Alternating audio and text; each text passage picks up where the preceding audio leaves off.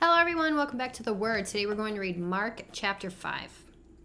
And they came over unto the other side of the sea into the country of Gadarenes. And when he was come out of the ship immediately, there met him out of the tombs a man with an unclean spirit, who had his dwelling among the tombs, and no man could bind him, no, not with chains, because that he had been often bound with fetters and chains, and the chains had been plucked asunder by him, and the fetters broken in pieces, neither could any man tame him.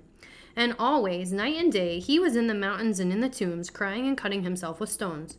But when he saw Jesus afar off, he ran and worshipped him, and cried with a loud voice, and said, What have I to do with thee, Jesus, thou Son of the Most High God? I adjure thee by God, that thou torment me not. For he said unto him, Come out of the man, thou unclean spirit. And he asked him, What is thy name? And he answered, saying, My name is Legion, for we are many. And he besought him much that he would not send them away out of the country. Now there was there nigh unto the mountains a great herd of swine feeding. And all the devils besought him, saying, Send us into the swine, that we may enter into them. And forthwith Jesus gave them leave, and the unclean spirits went out and entered into the swine.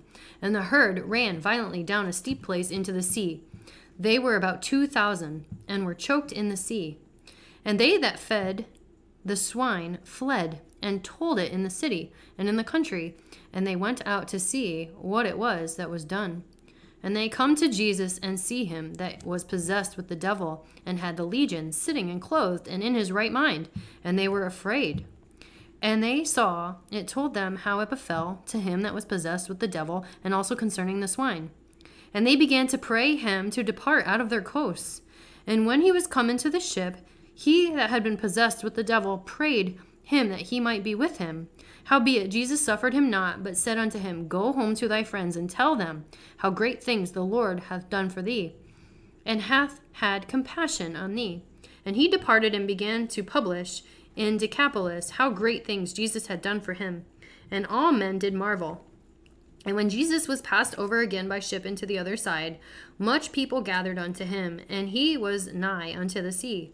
And behold, there cometh one of the rulers of the synagogue, Jairus, by name. And when he saw him, he fell at his feet, and besought him greatly, saying, My little daughter lieth at the point of death.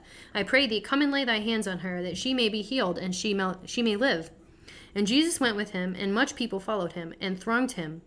And a certain woman, which had an issue of blood 12 years, and had suffered many things of many physicians, and had spent all that she had, and was nothing bettered, but rather grew worse, when she had heard of Jesus, came in the press behind, and touched his garment.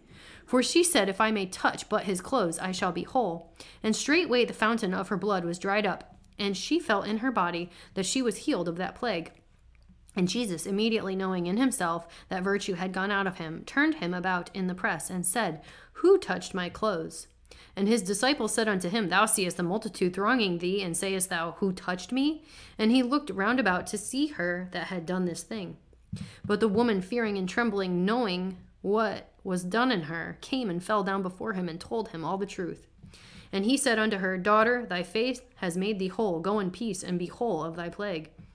While he yet spake, there came from the ruler of the synagogue's house certain, which said, Thy daughter is dead. Why trouble thou the master any further?